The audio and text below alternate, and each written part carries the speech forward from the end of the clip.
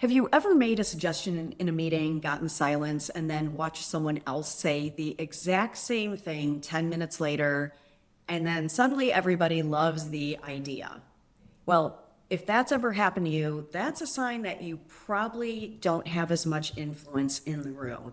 And it has nothing to do with how smart your idea was.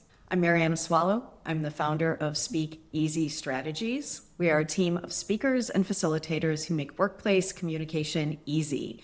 And today, I'm really excited to be talking with Brittany Canaski, a leadership coach and trainer for high-achieving women, about why some people get heard in meetings and others don't. So, Brittany, welcome. Influence is one of those topics that so many women deal with but don't know how to address. And I would even argue lots of times we're not even aware of. This is something we're not taught to be aware of. And being aware of how much influence you have in a room, is that the same as speaking up and being heard? No, it's definitely not the same. And I agree. It's definitely one of those topics that many of us women are probably aware of, or we've, seen this happen to ourselves, or we felt it in the room and we don't know what to do about it. And I think it's kind of that knee-jerk reaction to assume that the loudest person in the room is the one with the most influence. But I would challenge you to think that we probably all know someone who is that person that talks the most and yet has the least influence, where people have learned that they're all talk. They just love to hear themselves talk in the room, but they don't really take action. They're not very results oriented. So I'm sure you know someone like that. And that's not what we're talking about here with influence. Influence is more nuanced than that. And another misconception I see a lot with influence is that people think it's all about having power in the room or having power over other people, kind of the authoritarian style of leadership. And we're not talking about that either. We're not just here to tell people what to do. Influence is more about, do people trust you? Do they hear you? Again, like this example, really hear you in the room enough to value your input when they're making decisions or when they're taking action on something. So, is what you're saying actually influencing decisions and actions? That is a great definition. And as you were talking, you said, we all know someone like that. I was just envisioning all of these folks that I've known or come across in my career. So, Brittany, what are some signs that you don't have influence in the room? Yeah, that first example of people talking over you in the room is a great example. I know I've been there before too. I used to be very soft spoken, and I still can be at times. It's something I've had to work my whole career on too. But it's more than that. It's not just people talking over you, it's the someone suggesting, the same exact thing later, like we talked about. And it's that feeling that no one's ever running with your recommendations or your ideas. It doesn't feel like you're brainstorming with other people, or honestly, it could be that you're just not speaking up in meetings. Okay, so what do you do when you notice these signs? If you notice you're not speaking up or people aren't maybe taking you as seriously, give us some strategies. Do you self-correct in the moment, or is this something you work on afterwards? Yeah, I'd say it's definitely a bit of both. In the moment, yes, you may have to practice speaking a bit louder to actually physically be heard. That's totally a great place to start. You may have to repeat yourself a bit more, or maybe even thinking about how you're physically showing up in the room as well. But then, even long term, thinking about how can you build trust with other people so they want to hear what you say in the room, right? It's not just about, again, how loud you are, how much you're talking.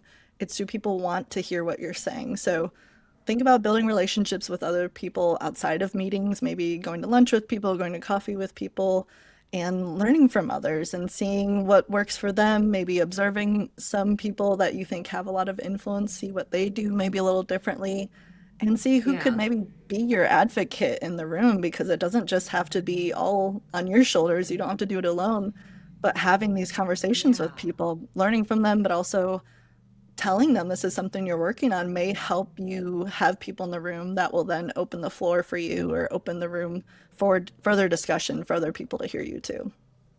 Yeah, like let people know how to help you and support you. And Hmm. to your point about building relationships outside of the meeting room, this is something that quite honestly I didn't know early in my career. If you're taught to just work and work hard, that's kind of where you can keep your focus. And someone pretty early in my career coached me to chit chat with people. And I was reading something, I think we all hear this, so and so hates small talk, but small talk really does serve a purpose. It's the little getting to know you. How are you? How are your kids? What did you do over the weekend? Do you agree that that helps build relationships? Oh, definitely. Yeah, it's all about, I know I'm very similar too of I'm not a huge fan of chit chat and I have to really put myself out there more and focus on it. And I think it is really impactful for making or building trust, making relationships because people aren't going to trust someone they don't know. And we're not saying you have to be best friends with people that you work with. We're not saying to overshare and share way too much about yourself personally, but it's just having those personal points of connection, even if it is as simple as what you did over the weekend, or it could be finding points of connection with other people. You both like the same TV show, or you both read similar Hmm. books, or anything like that. Just a little bit of something you can both hold on to about each other will make your trust building exponential. I love that. So, Brittany, what about when you are in person or even on Zoom? Does how you dress play into how much influence you have? Definitely. Yeah. I mean, even thinking about it, how you show up. If you show up to a Zoom meeting or a work meeting and it looks like you just rolled out of bed, no one's going to want to listen to your opinion, right? Especially with business and Hmm. very professional settings.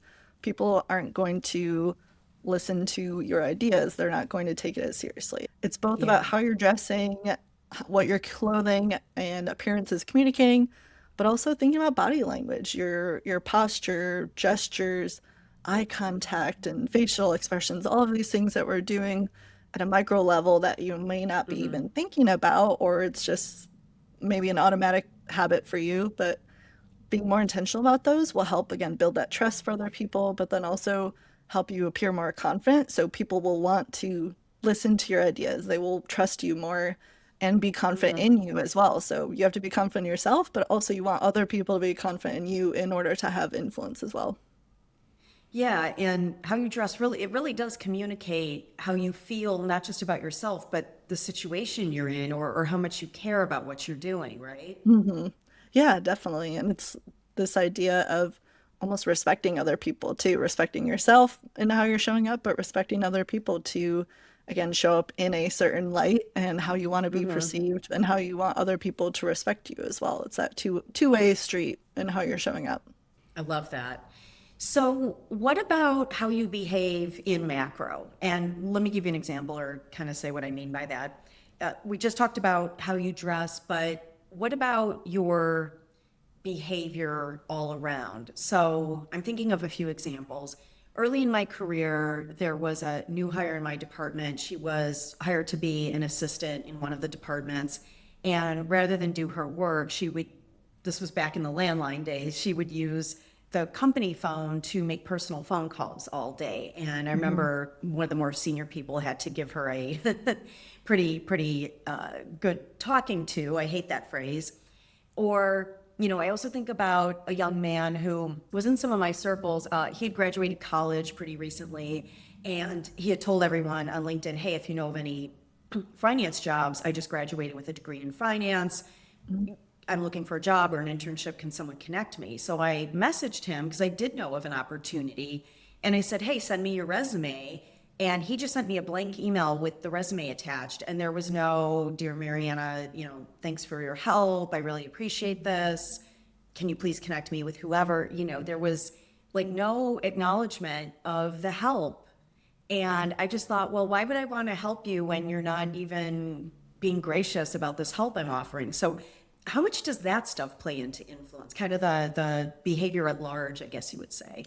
I mean, it's a huge part of it, and it goes back to what we've mentioned too about building trust, and I think to the respect aspect as well of, the talking about on the phone and your personal conversations on the phone. It's almost a disrespectful thing because it's not what other people are expecting of you to do, and it's Okay. kind of taking advantage of the work time and things like that. So, yeah, it's really all related trust, respect, influence. So, if you're doing these activities, these behaviors, these habits that are breaking trust or being feel disrespectful to other people, again, they're not going to want Hmm. to listen to your ideas. They're not going to want to take action on your ideas. They're not going to want your opinions when they're making decisions. So yeah, any of these little behaviors are going to add up quicker over time. It's always easier to break trust than it is to build trust. So you need to think about it on that macro level and the micro level, Yeah.